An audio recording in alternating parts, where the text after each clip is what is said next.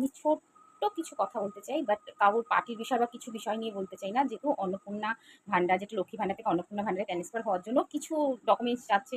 যেরকম আমার বাড়ির যে হেড মেম্বার, যেহেতু বাপের বাড়িতেও তো বাবা মা কেউ নেই, আর ওখানে তো হেড আমার কিছুই নেই, তার মানে আমি একা হয়ে গেলাম। ওখান থেকে তো কিছু দিতেই পারবো না। আর এখন যেহেতু বিয়ে হয়েছে, আমার বেশি দিন হয়নি, তো আগেটা আমি বাপের বাড়ি থেকে করেছিলাম, এবার আমি শ্বশুর বাড়ি থেকে করবো, যেহেতু আমার বরের নাম করে। আরে ভাই, বরের নাম করে করবো, বরের নাম দিলাম, বরের অ্যাকাউন্ট নাম্বার দিলাম, আমরা অত পয়সাওয়ালা না, আমি জানি কিছু হবে না, অসুবিধা হবে না, পাওয়ার আশাটা বেশি আছে, কম কিছুই নেই। কিন্তু আমি ভাবছি যদি বরেরই দিই, তাহলে আমাদের নিজের পার্সোনাল কি হলো, যে আমরা নিজেরা মহিলারা যে পাচ্ছিলাম টাকাটা, সেইটা তো হচ্ছে না আর আমাদের সাথে। মানে পুরোটাই একদম বরের হয়েই সেই ঢুকছে টাকা। ভাই আমাদের নিজেদের কিছু আসুক, সেটাই চাই আমি। মানে যে আবার বরের নাম দেবো, এই নাম, আরে আমি বাংলাদেশি কিনা, আমার ভোটার কার্ডটা নেন, আমার অ্যাকাউন্ট নাম্বার নেবেন, আমারটা দিয়ে দেখবেন। আমার বর কি করে না করে সেটা আমার বরের ভেতরে, আমার ডকুমেন্টস এসেই যাবে যে আমার বর সরকারি চাকরি করলে আমার নাম ওর সাথে থাকবে। আমার আধার কার্ড দেখলেই তো চেক করে বুঝতে পারবেন। তাহলে আবার বরের ডিটেলস কেন আমি দিতে যাব? আবার সবকিছু আমার ছেলে মেয়ে কি আছে না আছে তাদের ডিটেলস দিতে, ছেলে এখন ছোট, 1.5 বছরে, তার আধার কার্ডই নেই, আমি তাকে কি করে দেবো? কত রকমের যে এত ফর্মে এত কিছু না দিয়ে ছোট সিম্পল রাখতেন, আমি খুব খুশি হতাম। মানে আমার মতন অনেকেই আছে, অনেক রকমের কোশ্চেন ভাবনা ভাবছে, আমিও ভাবছি।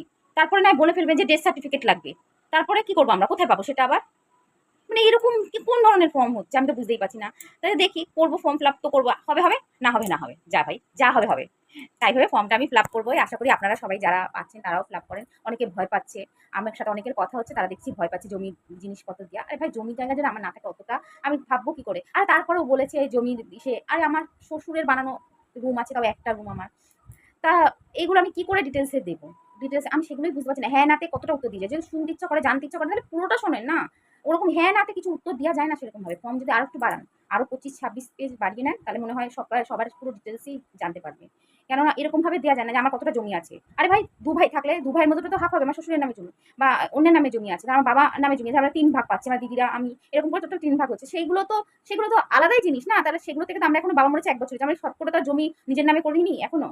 তাহলে ওগুলো তো আমাকে দেখতে হবে। আপনার পুরো বড় আরো বেশি পাতা খোলেন, আরো বেশি ডিটেলসে জানেন, তাহলে জানতে পারবেন। নাহলে এরকম করে না বলা যাচ্ছে না যে আমার কতটা জমি আছে বা কিছু, সেরকম কিচ্ছু বলা যায় না ওরকম ভাবে মানুষের নামে। না, আপনার যদি নিতে হয় তা আমার ডকুমেন্টস নেন, আমার সবকিছু নিয়ে আমারটা করেন। কেন